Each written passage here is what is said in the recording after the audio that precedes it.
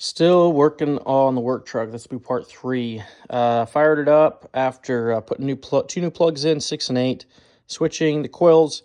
Fired it up, still missing.